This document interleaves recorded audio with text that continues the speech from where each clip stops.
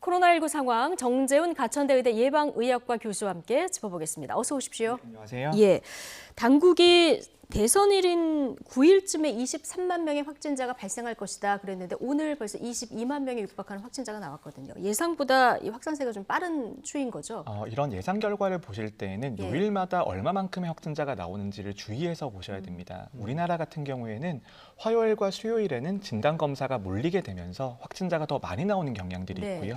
주 후반으로 가면 갈수록 확진자가 감소하는 경향들을 볼 수 있는데요. 이런 유행 예측 결과라고 하는 것은 일주일의 이동 평균을 기반으로 하고 있기 때문에 예측 결과와 실제 나오는 숫자에는 조금 차이가 있을 수밖에 없습니다. 하지만 지금 숫자로 볼 때에는 예측치 거의 그대로 가고 있다라고 보시면 될 것 같고요. 예. 지금의 유행 정점이나 증가 속도를 봤을 때에는 다음 주 화요일 그리고 그 다음 주 화요일과 수요일에 가장 많은 확진자가 나올 것으로 예상이 되고 그럼 그 다음 주면 정점이 되는 겁니까?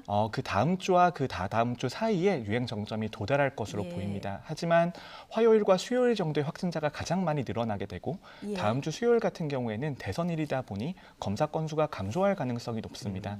그렇기 때문에 다음 주 화요일과 그 다음 주에 화요일과 수요일이 확진자가 가장 많은 그런 날이 될 것으로 예상을 하고 있습니다. 네, 예. 이렇게 아직까지는 정점이 남아있는 상황에서 어제부터 방역 패스 시행 중단되고 또 확진자의 동거인도 격리 의무가 없어졌습니다. 이러한 완화 시그널들이 어떤 오히려 좀 잘못된 영향을 미치는 거 아니냐 이런 분석들도 나오는데요. 2월 달에 많은 방역 정책의 변화들이 있습니다. 그리고 특히 이런 방역 정책의 변화라고 하는 것이 확산 억제에서 피해 최소화 전략으로의 이행을 의미하는 것인데요.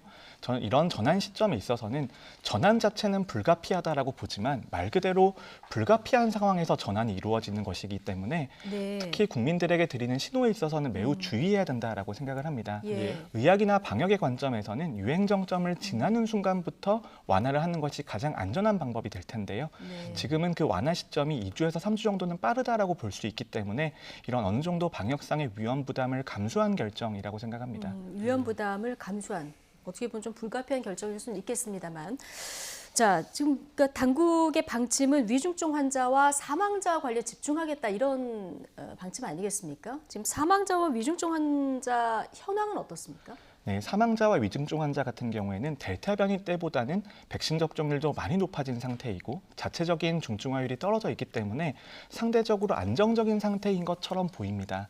하지만 실제로 수치를 들여다보면 조금 우려가 되는 부분이 있는데요. 오늘 보면 재원 중환자 숫자는 700명대를 유지를 하고 있습니다. 네. 하지만 실제로 사용하고 있는 병상을 보면 1000병상이 훨씬 넘게 점유가 되고 있거든요.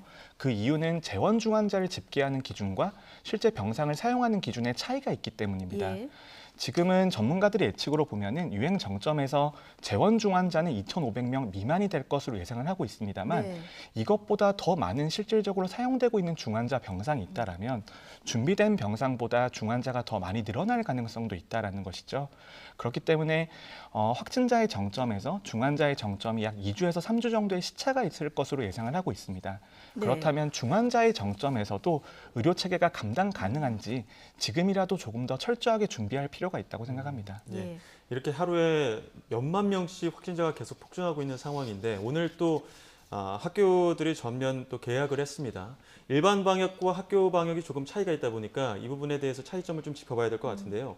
먼저 이 선제 검사는 권고사항인데 권고사항이다 보니까 실효성 측면에서 조금 아쉽다는 측면들이 있거든요. 어떻습니까? 네, 일단 학교 방역을 설명드릴 때에는 두 가지 요소를 설명을 드려야 될 것 같습니다. 예. 첫 번째는 일반 인구 집단과 달리 아이들 같은 경우에는 네. 백신 접종률이 매우 낮아져 있는 상태이고요. 예. 하지만 낮은 백신 접종률임에도 불구하고 중증화율 자체는 성인에 비교하면 크게 떨어져 있다라는 차이가 있는 것이죠. 예. 그렇기 때문에 학교 생활을 정상화한다라는 이런 큰 목표에 있어서는 여러 가지 불가피한 조치들이 따라갈 수밖에 없는데요. 예. 저는 이런 선제적인 진단 검사라고 하는 것도 의학적인 관점에서 본다라면 타당성이 조금 떨어질 수는 있지만 학교 운영을 그래도 정상적으로 돌리기 위해서는 어쩔 수 없는 면이 있다라고 생각을 합니다. 예. 이런 선제적인 진단 검사가 먼저 선제적으로 검사할 경우에는 성능이 많이 떨어지는 것으로 되어 있습니다. 예. 하지만 이것 말고는 다른 대안이 없다라는 점이 매우 크게 작용한다고 봅니다. 예. 예. 이제 학교를 가다 보면은 함께 사는 가족들 가운데 확진자가 나올 수도 있잖아요. 그런데 이제 일반인들은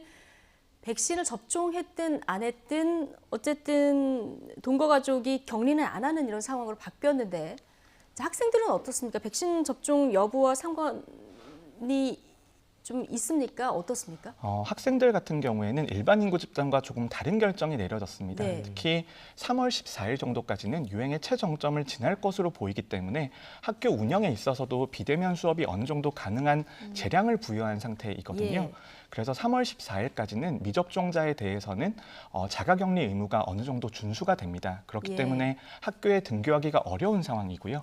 하지만 3월 14일이 지나는 순간부터는 접종을 하거나 하지 않거나 학교 등교 자체는 가능한 것으로 되어 있습니다. 아, 하지만 미접종자 같은 경우에는 가급적 자가격리를 할 것을 권고를 하고 비대면으로 수업할 것을 권고를 하고 있습니다만 예. 이런 것들이 등교를 하지 못하게 의무적으로 막아둔 것은 아니기 때문에 네. 3월 14일부터는 조금 학교 방역 정책에 있어서도 일반 성인 인구와 동일한 형태의 변화가 있다라는 점을 알고 계셔야 될 것 같고요. 예. 하지만 학교 방역 상황이라는 것이 유행 정점을 지나면서 여러 가지 변화들이 있습니다. 예. 그렇기 때문에 학부모님들께서는 학교의 안내를 따르시는 것이 가장 정확하다고 볼 수 있습니다. 예. 정점으로 예상되는 3월 14일까지는 성인과 조금 다른 방역 지침이 되고 이게 학교의 재량에 따라 좀 달라질 수 있다. 이 점을 좀 기억하시면 예. 좋을 것 같고요. 예, 또 등교를 했는데 만약에 아이가 열이 있거나 목이 아프거나 또 코로나19 증상이 나타난다고 하면 학급 운영은 어떻게 되는 건지 혹은 뭐 선생님들이 대처하는 가이드라인 같은 것들이 있습니까? 네, 그런 것들을 마련을 하고 있습니다만 기본적으로 증상이 있는 경우에는 빠르게 진단 검사를 받는 게 가장 중요하고요. 예. 네. 진단 검사에서 양성이 나온 경우에는 학교의 판단에 따라서 수업을 진행할 수 있는 것으로 되어 있습니다.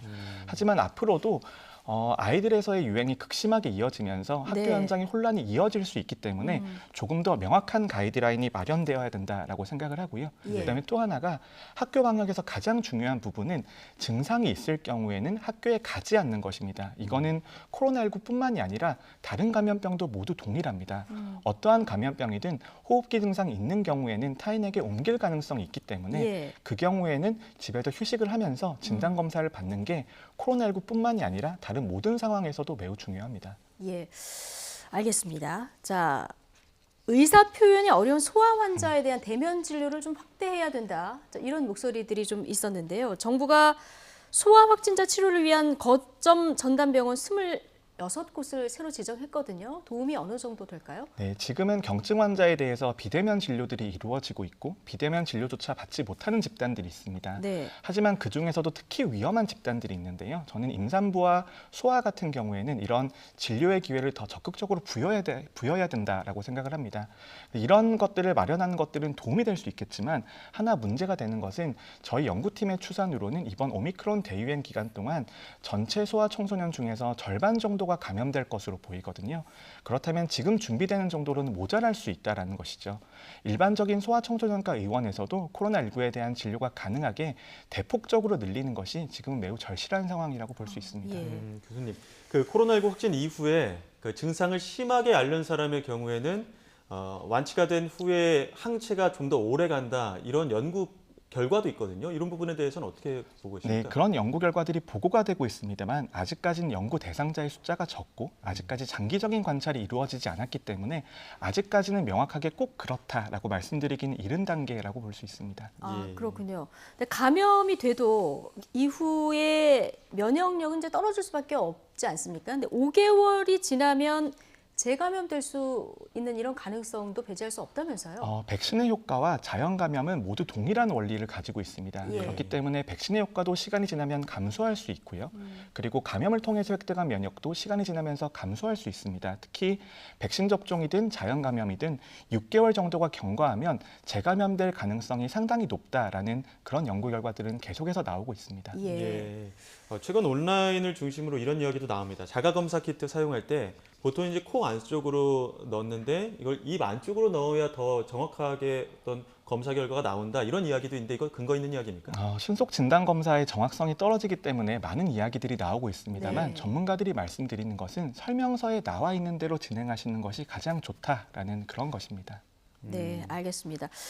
지금 먹는 치료제 팍스로비드 관련해서 40대, 50대 기저질환자 그리고 60세 이상 고령층 정도만 지금 처방받을 수 있는 상황인데 연령 제한을 풀고 투여 대상 그 결정을 의사 재량에 맡겨야 된다. 전문가들 사이에서 이런 의견도 나오고 있거든요. 네, 그런 의견들은 충분히 나올 수 있다라고 생각을 합니다. 하지만 지금의 연령 제한과 기저질환자로 투약 대상이 한정된 것은 공급되는 물량이 부족하기 때문이거든요. 네. 공급되는 물량만 충분하다라면 저는 전체 성인에 대해서도 이런 의사의 재량권을 부여하는 것이 중요하다라고 봅니다만 예. 앞으로 한 달 정도는 물량이 부족하기 때문에 이런 기준이 유지될 수밖에 없습니다. 예. 앞서 이제 저희가 아이들 대면질로 늘린다 이런 얘기도 했는데 아이들 같은 경우에 엄마들이 아직 이제 백신도 맞지 않았기 때문에 걱정이 많으실 텐데 어떤 증상들을 보이면 조금 병원에 데려고 가봐야 되겠다 이런 생각을 하면 되는 겁니다. 아이들 같은 경우에는 증상을 말로 표현하기가 매우 어려워하기 그렇죠. 때문에 이런 증상들을 부모님들이 잘 관찰해 주셔야 됩니다. 특히 기침이 심하다거나 아니면 울면서 보챈다거나 식사량이 줄거나 그런 것들은 이미 부모님들이 잘 알고 계시는 아이들이 위험한 증상이거든요. 예. 결국은 부모님들이 관찰하시면서 컨디션이 많이 떨어지거나 처지지 않는지를 보는 것이 아이들의 입장에서는 가장 중요합니다. 식사량이 줄거나 좀 처지거나 이런 어떤 증상을 보이는지 이게 가장 중요해요. 네, 활발하게 활동하고 있다라면 예. 그래도 컨디션이 괜찮다라고 볼 수 있고요. 예. 활동량이 떨어진다라는 것이 매우 중요한 증상입니다. 알겠습니다. 자, 오늘 말씀은 여기까지 듣겠습니다. 정재훈 가천대의대 예방의학과 교수와 함께했습니다. 고맙습니다. 네, 감사합니다.